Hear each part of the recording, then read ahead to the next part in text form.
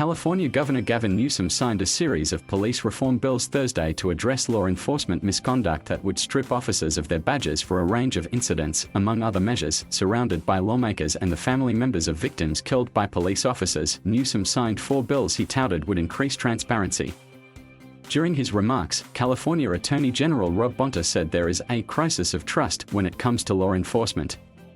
"We're delivering concrete solutions from banning dangerous holds that lead to asphyxia to multiple other mechanisms that improve accountability and oversight and transparency," he said, but more than 36 groups representing police officers opposed the legislation, claiming it subjects law enforcement officers to double jeopardy with vague definitions of wrongdoing and calls for the use of an oversight panel that would potentially be biased and lacking in expertise about law enforcement. The Los Angeles Times reported. In this September 14, 2021, file photo, California Governor Gavin Newsom speaks in San Francisco.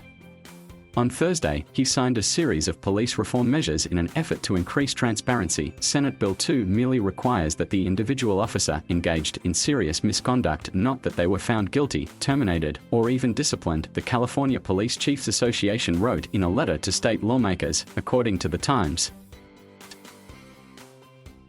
Another bill, Assembly Bill 26, was opposed by the California Association of Highway Patrolmen, which said it participated 2 years ago in an effort to change the state's use of force policies. The Times reported. The Assembly bill calls for officers to intervene if they suspect a fellow officer is using too much force against a suspect, but the police group argued that in fast-moving incidents, an officer arriving at the scene of an incident might not have enough information to determine if the force is excessive, according to the newspaper.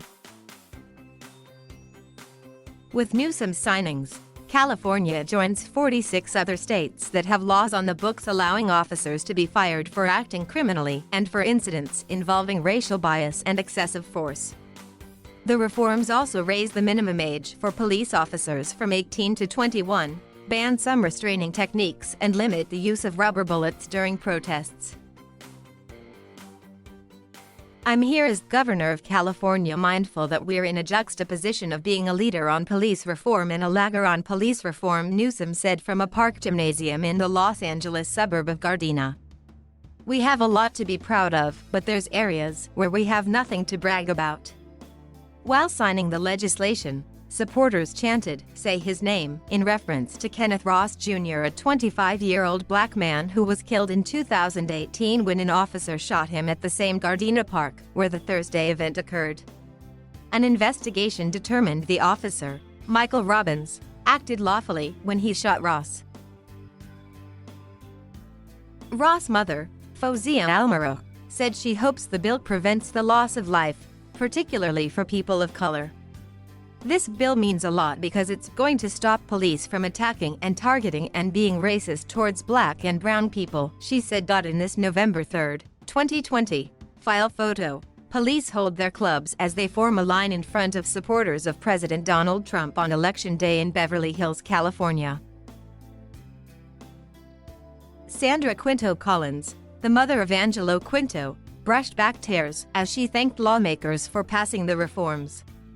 Quinto died when a San Francisco police officer pressed his knee against his neck during a mental health response call last year. "To lose a son, to lose a brother, sister, dad, that pain, that intensity, that expression is reflected not just in the words of these 2 remarkable women and their families, but we hope reflected in this legislation," Newsom said. The bill's signing came after failed negotiations in Congress halted a bipartisan police reform plan. Thank you for watching. Please subscribe.